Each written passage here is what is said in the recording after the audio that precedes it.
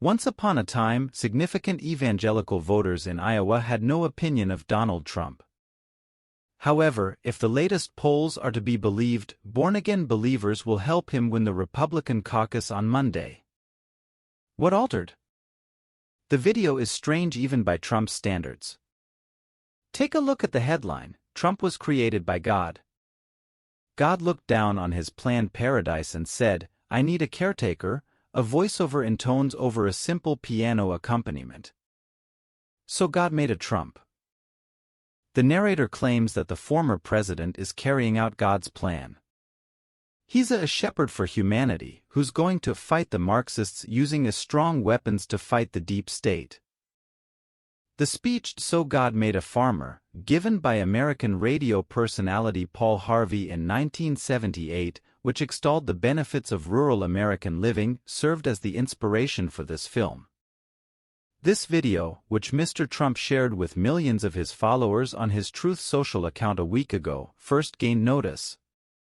The group, known as the Trump's Online War Machine, formed on its own.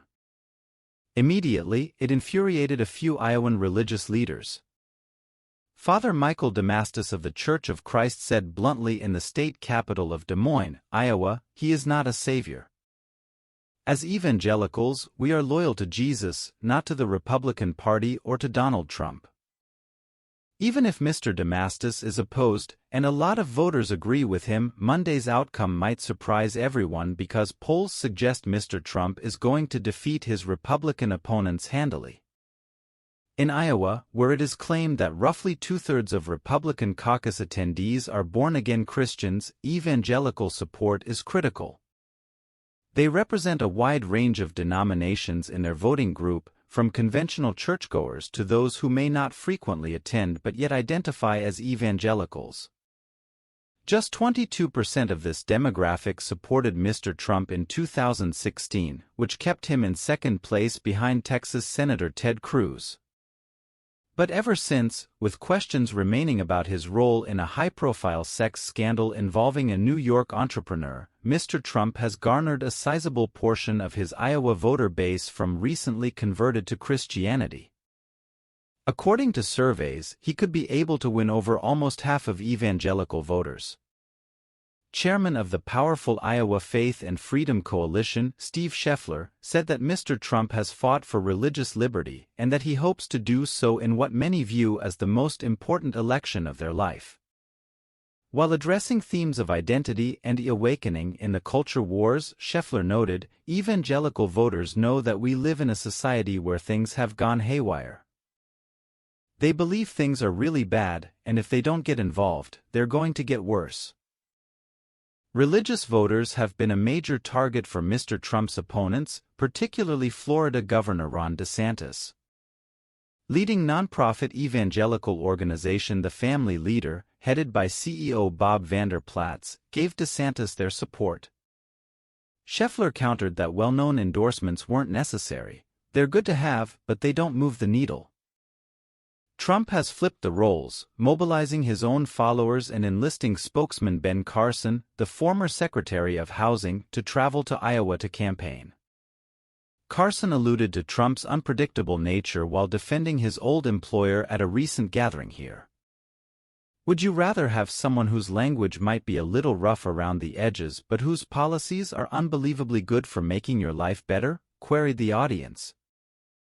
"Or someone who speaks with a silver tongue and whose policies are horrendous and destroy your life and the lives of your children and grandchildren?" David Posh, who calls himself a Bible-believing evangelical, is a fierce Trump ally and a major contender in the contest for Iowa's 1st congressional district, taking aim at the incumbent Republican from the right. Posh, who lives in the roughly 100,000-person city of Davenport in eastern Iowa, has been collecting hundreds of signatures from locals in support of his candidacies. These people showed up for a rally at an exhibition center centered around a gun display despite the cold weather. The Trump campaign's emphasis on immigration and his claim that he did not lose the 2020 election are intercut with Bible scriptures in a seamless fashion. Posh blasted critics of the divinely inspired Trump video as too aggressive and explicit. He maintained that conservative religious principles ought to be ingrained in the American government, and that is why evangelical Christians ought to demand this. Our country was never meant to function without God, he stated. There is fierce competition for evangelical support in Iowa, where the caucus is critical to political momentum. Whether Trump's outreach to born-again Christians has given him a crucial victory in the state could be determined by the results on Monday night. Professor Kedron Bardwell of political science at Simpson College in Des Moines, just outside of Indianola, said that Mr. Trump had a distinct edge over his rivals, a record that was consistent with evangelical priorities. A significant aspect of that record is the selection of 3 conservative justices to the Supreme Court, which included the decision to reverse Roe v. Wade and recognize the constitutional right to abortion. Another significant aspect is the decision to move the U.S. The important diplomatic decision to relocate the embassy from Tel Aviv, Israel, to Jerusalem changed the geopolitical environment. The confluence of religion and politics. If polls are to be believed, then being evangelical may refer to more than just a particular religion, particularly one that is strongly linked to the conservative policies of Mr. Trump.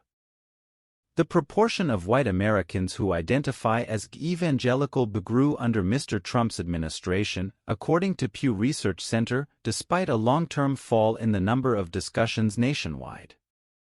Rather than individuals who first used the term to represent themselves, the president's supporters most likely adopted it.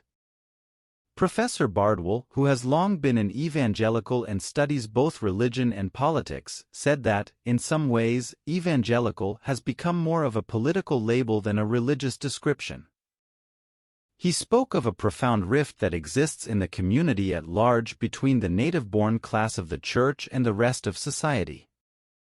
With time, the church's decreasing influence meant that people who identified as religious were more impacted by conservative politicians and media, of which Mr. Trump was the leading proponent, and less by spiritual leaders. Past presidents never ever claimed to be victims of official persecution, but they frequently discuss religious issues. Specifically, Bardwell catered to a soul-led evangelicals who perceive God as a player in American politics. According to the speaker, some people in the evangelical community find comfort in the notion that God is all-knowing and has a hand in choosing leaders.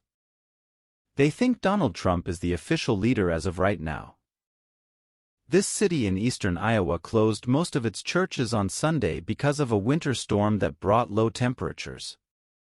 A key aspect of the Republican contest will be whether Iowans choose to support Mr. Trump on Monday despite their tendency to ignore the trusted chill.